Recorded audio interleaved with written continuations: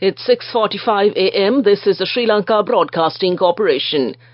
The news edited by Danushka Madhavala, read by Soundithavam.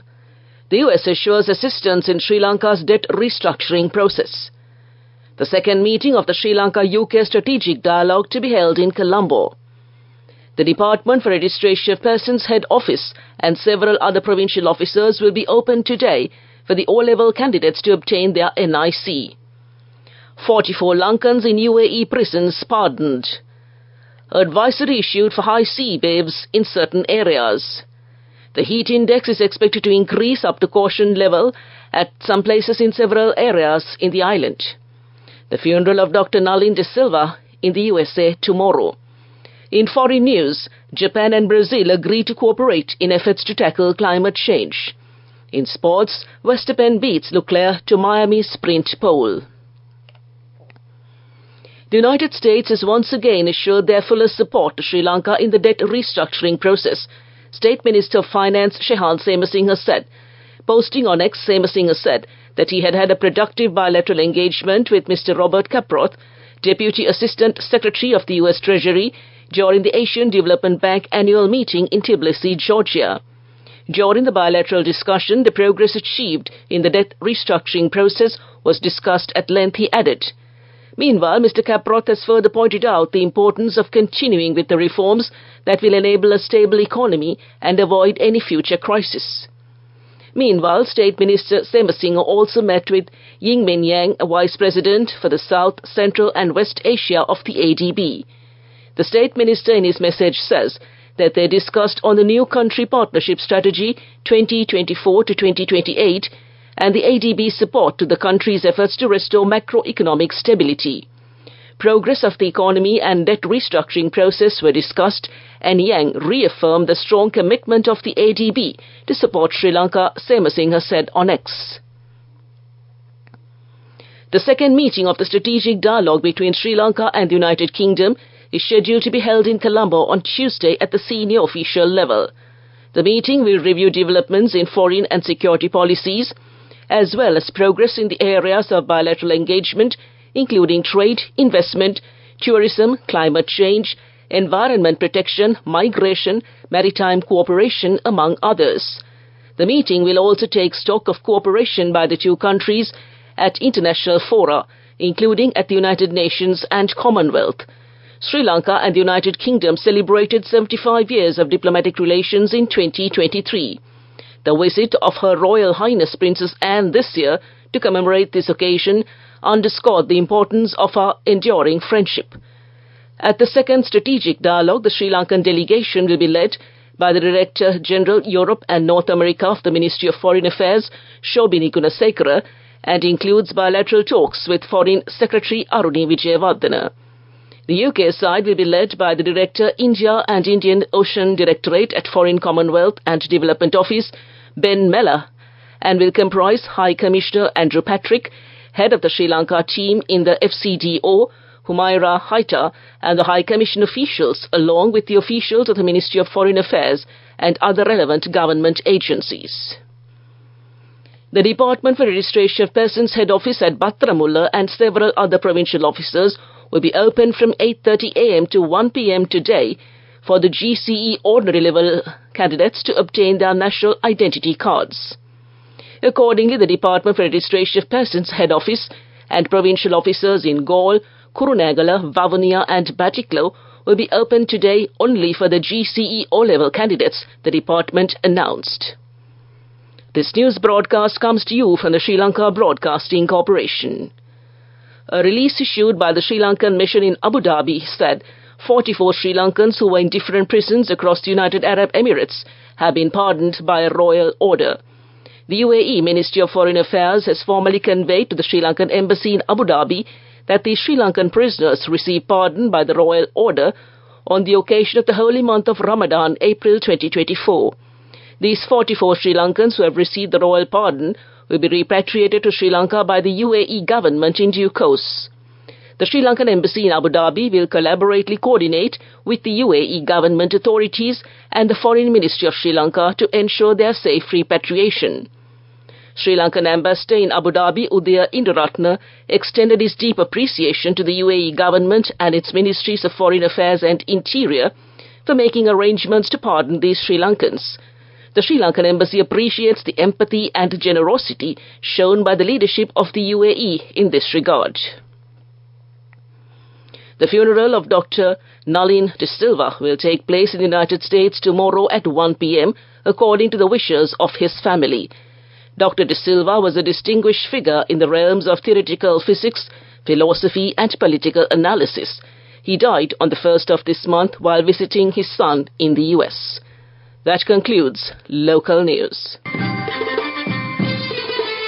The main news story is brought to you by Sinhala Mahatmya. The GCE ordinary level examination will commence on Monday countrywide.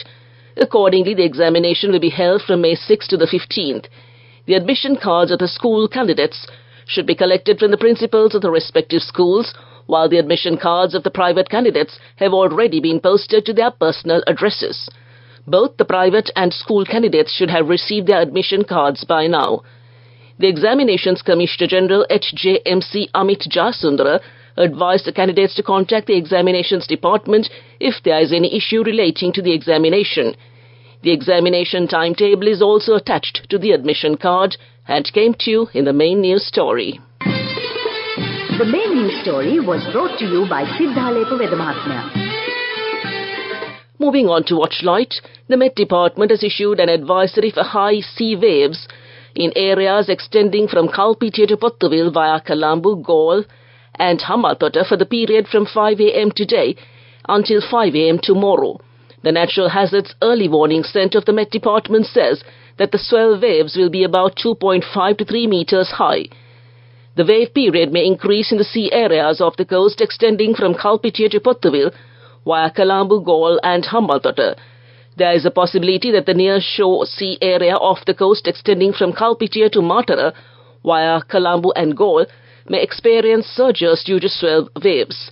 The sea area off the coast extending from Kalpitiya to Pottuvil via Colombo, Galle and Hambantota can be rough at times. The naval and fishing communities who are engaged in fishing and naval activities in the above areas are requested to be vigilant in this regard. That was in Watchlight, and on to a bulletin of world news. Making headlines this morning, Japan and Brazil agreed to cooperate in efforts to tackle climate change. 3 arrested and charged over Sikh activists killing in Canada. And China rocket blasts off for far side of the moon. Japan's Prime Minister Kishida Fumio has wrapped up a visit to Brazil. He sat down with President Luis Inácio Lula da Silva for talks largely focused on tackling climate change.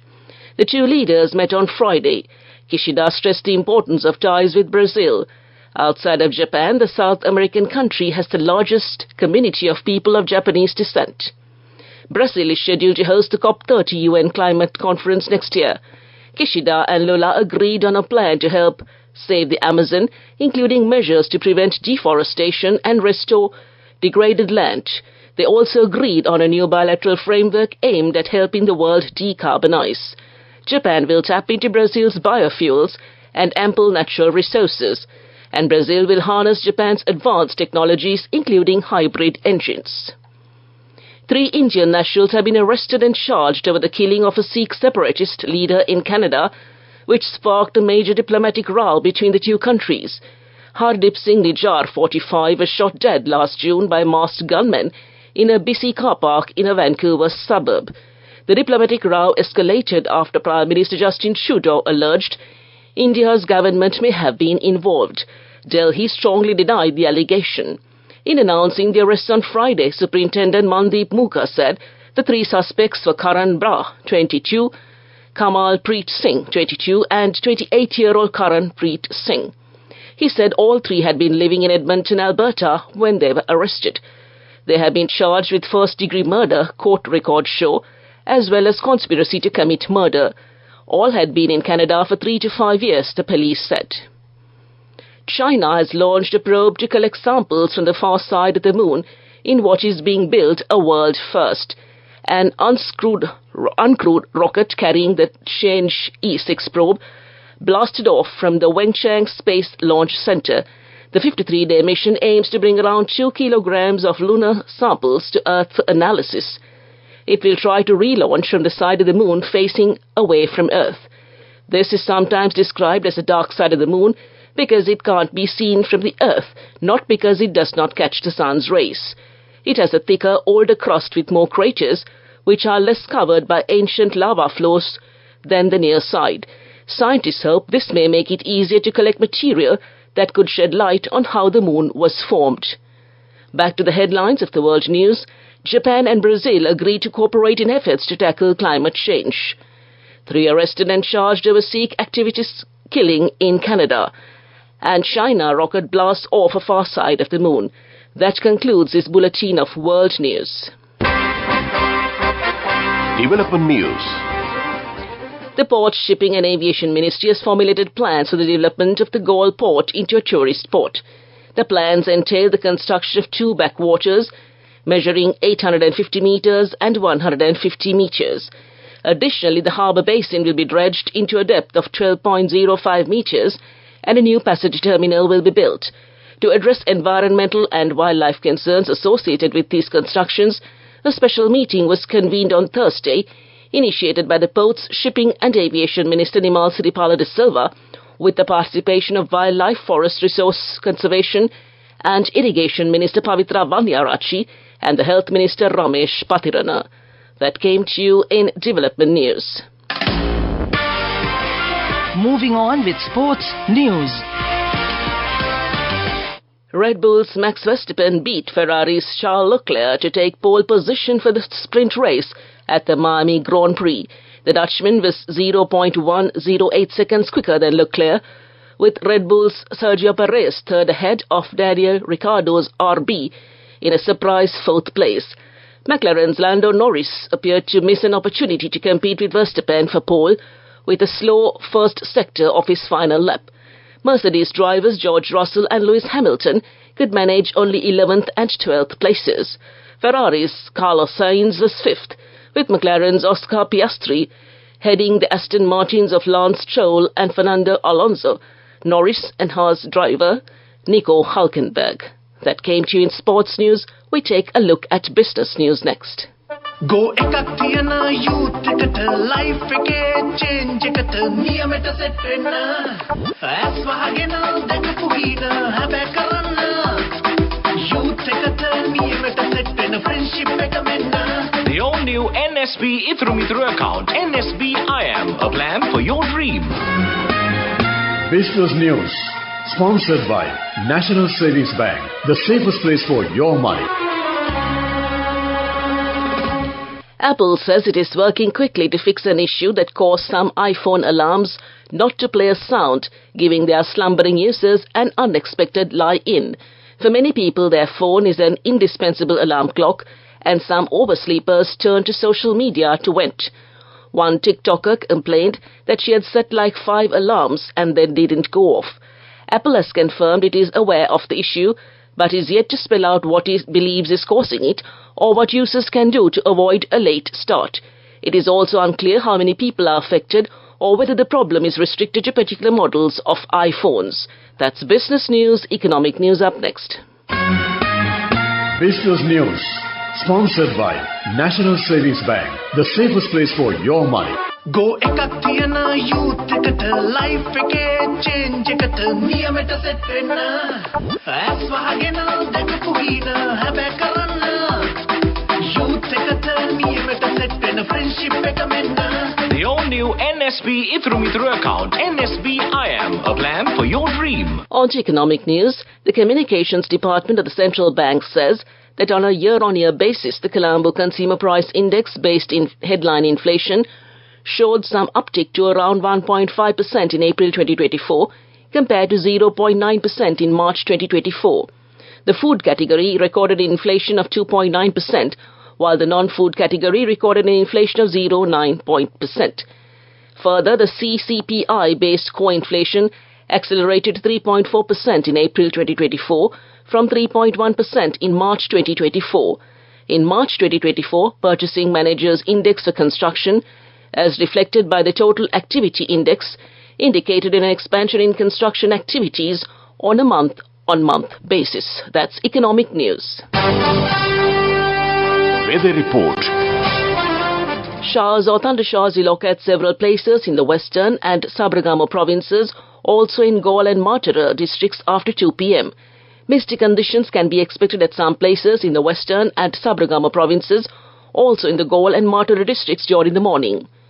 Meanwhile, the heat index, the temperature felt on the human body, is expected to increase up to extreme caution level at some places in the northern, north-central and eastern provinces. And that value is expected to increase up to caution level at some places in the western, Sabaragama, southern and northwestern provinces and also in the Munaragala district. To conclude this bulletin of news, a recap of the headlines. The US assures assistance in Sri Lanka's debt restructuring process. The second meeting of the Sri Lanka-UK Strategic Dialogue to be held in Colombo. The Department for Registration Persons Head Office and several other provincial offices will be opened today for the O-level candidates to obtain their NIC. 44 Lankans in UAE prisons pardoned. Advisory issued for high waves in certain areas. The heat index is expected to increase up to extreme caution level at some places in several areas of the island. The funeral of Dr. Nalin De Silva in the USA tomorrow. Japan and Brazil agree to cooperate in efforts to tackle climate change. And Verstappen beats Leclerc to Miami's sprint pole. On that note, we conclude this morning's news broadcast, and now it's back to host Sanal to keep you well entertained this Saturday morning. Good morning, Sanal, and it's all yours.